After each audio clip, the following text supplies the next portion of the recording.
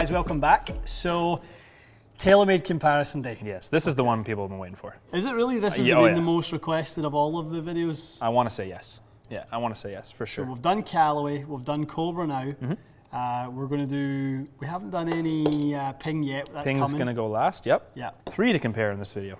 So we've been openly outspoken about our liking for Sim. Yep. I think it's a really good driver and the fits. The boys are really enjoying it and they're really seeing some great numbers from it. Good. M5, M6 was an okay year. Fair. M3, M4 was, I think, a better year than M5, M6. Okay, yep, gotcha.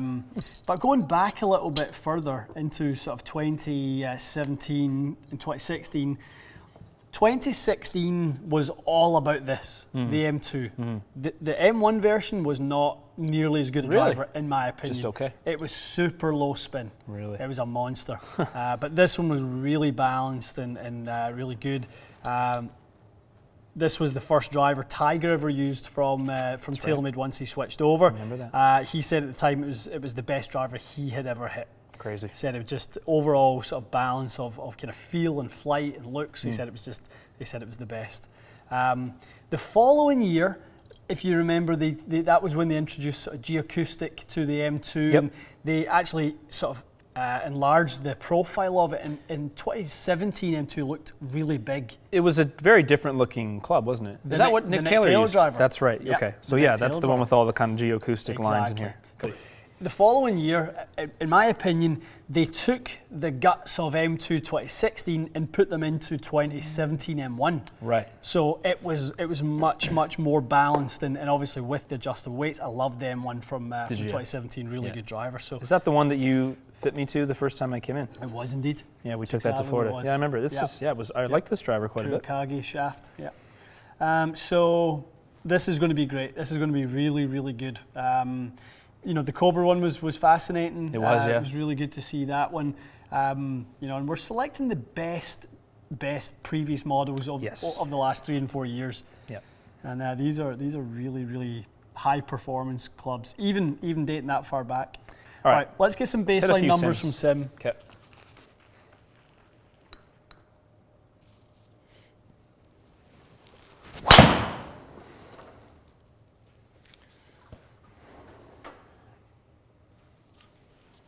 Lovely.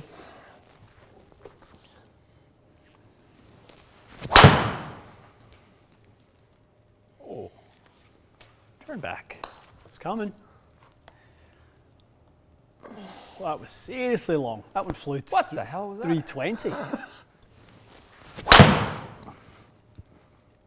Oh, yes. So unusual to see that start line and it just didn't move, yeah. That's nice. Yeah, it sounds really good. Sounds so good, doesn't it? Just Bottle that sound. Just very classic, good sound.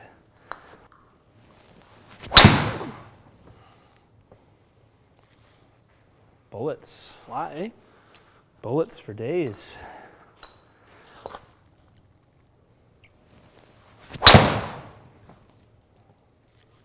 Keep this. Those last 3 were.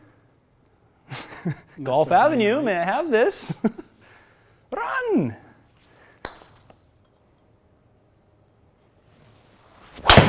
Ooh. Nice there. This one sounds just as good, don't you think? Yeah, it does.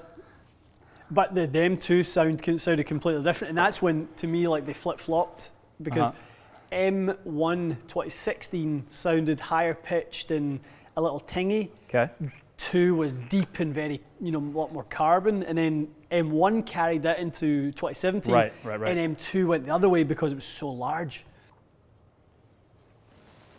It is a goodie. Oh yes.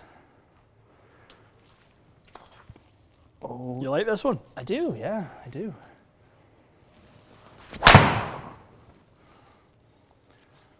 Oh yes. It's a beauty as well, this thing. Lovely drivers. Yeah.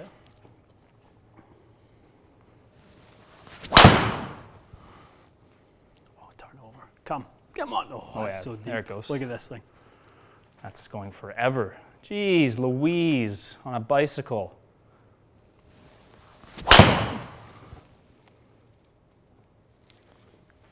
Tasty as well. Boof.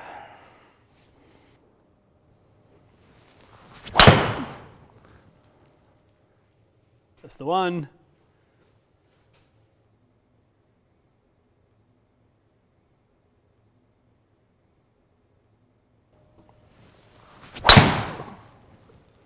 Yes. Lovely. Ooh.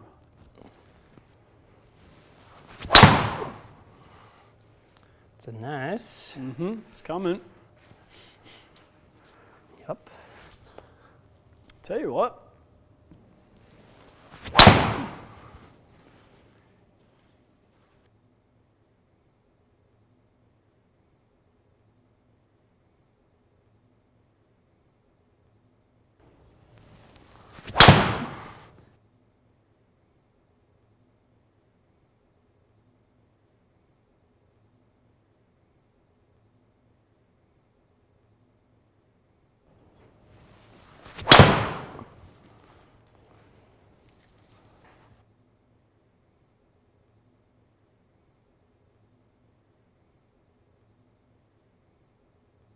All right, Matty boy, I enjoyed that one. Did you? Well, that's two drivers that I know, was I a know. big fan of, and nice to see they're still performing really good. They really are. But also, probably my biggest take from the whole thing was what we have seen from Sim is this ability to decouple launch and spin, like we keep talking about, we keep using that same phrase. The ability to get launch up but get spin down and sort of flatten out as much as what we saw there. So. You know, we are seeing a bit of a carry jump, and if that's what you need, it's all about what you need. For sure, this may be the right fitting tool for someone that hits down a little bit, spins it too much. Yep. This should bring your launch up and your spin down. Yep. And we're seeing that the ball speeds are very comparable, which I don't think that's really that surprising. No, not really at all, to be honest. And kind of taking the CG deeper than ever before with obviously the weight in the back here on the back of the inertia generator, and obviously just by a design. It's definitely got really a little more to it in terms of the launch conditions in Sim. For sure. Now, it's not groundbreaking in terms of the amount of distance change. I mean, No, it's true. It's about 6 yards in the air yards over in the the air. goat. It's not nothing, but it's not crazy. It's not like, oh, here's 20 yards for you. It's purely in the launch. Yeah. And I was just telling you just before we kind of started the little roundup here that for the first time ever, I used a 10.5 in that one. Because it's so low launch. Yeah, it was really flat. So I played a 10.5 open, and it was I did not hit it high at all. But Crazy. even for me in Sim, when we were in Orlando earlier in the year, I had to put the 9 down to 7 degrees, didn't I? Yeah, it's true. Like your launch was still very high. Yeah, very high with it. Yeah. So, guys, and that's what it comes down to. Obviously, when it comes down to the DNA of the head. Yep. It's all what you need and kind of how we can adjust it, and having these tools in the drawer here is why we have so many heads to choose from. From 7 different brands, right? Yeah. Which is the beauty of it. So I mean, if you're someone that probably launched M2, there's a ton of people watching this that have M2. There's no doubt about it, because the number of comments I said, I Please have do got this M2, one. please do it. Yeah. I think if you're watching this and you have M2, if your launch is a bit low and your spin's a little bit high with M2, and or you wouldn't mind a bit of heel and toe adjustability with the weight, then I believe that Sim is a good upgrade for you. But if your launch and spin are really good with M2 and you're piping it down the center, then honestly, you're probably okay for now. You probably don't need to rush out and upgrade. So the only thing you're going to take from a driver like an M2, and this was the case when we were fitting with M1, 2017 M1 was, there's just, if you need more options, if you need the weights, if you need the ability to sort of change launch and spin and decouple those, because it was great keeping the spin down, it was great from a speed perspective, it was just very flat. Yes. When you moved the weight out into the toe, or when we moved it out into the toe for the M1, you could see we were able to retain more loft. True. Keep the ball up in the air a bit longer. We were able to retain more loft through having, that was the M1 setup, right? Obviously, weight in the toe. Weight in the back. weight back, keeping that as deep as we possibly could, and we were able to get a really nice, I mean, in terms of the launch conditions, 2017 M1 was probably what we would favour. That was the optimized flight for sure. It was, we would favour 2100 and 11.2. Not quite as quick, but that could be a few more shots and that kind of adjusts itself. For sure. I mean, I think the difference would come from this is solo spin for me in 9. I could go 10.5. Yeah. I could probably bump the launch up another to 12 degrees and keep the spin around 2000, and then you'd really start hitting him like 350 or something crazy. I mean, I think what is as useful this is useful for you guys to see older heads at work. What may be as useful is actually us doing the exact same test, going back the same amount of time and picking the ones that didn't work so good. Good point. Yeah, right? The ones that were a bit of a lemon. Because we're handpicking the best ones of its era, of the class of 2016 and class of 2017. These were as good as was out there in the market. True. But that doesn't reflect every driver in the range or every driver in the market. I guarantee if we put a 2016 M1 on here right now at 9.5 degrees, every ball would just go.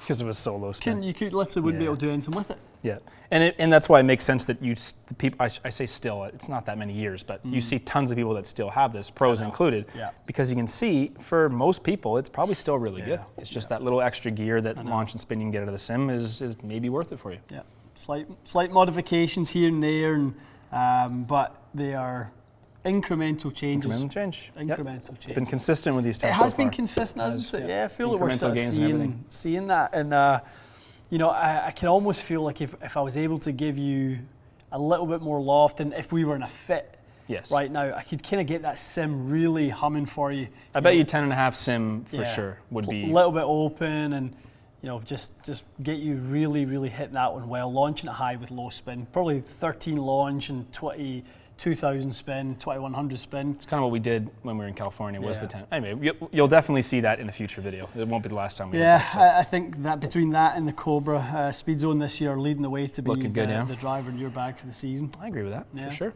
Okay. All right. Good stuff. Well, tough competition for Sim, because those two were two of the best drivers I've ever worked with in my time doing this. So I'm glad to see that they still stacked up well. No, me too, for sure. Cool. Great. All right, guys, stay tuned. One more to come with the Ping G30 LST. Compare that to G410. Look forward to it. See you again soon.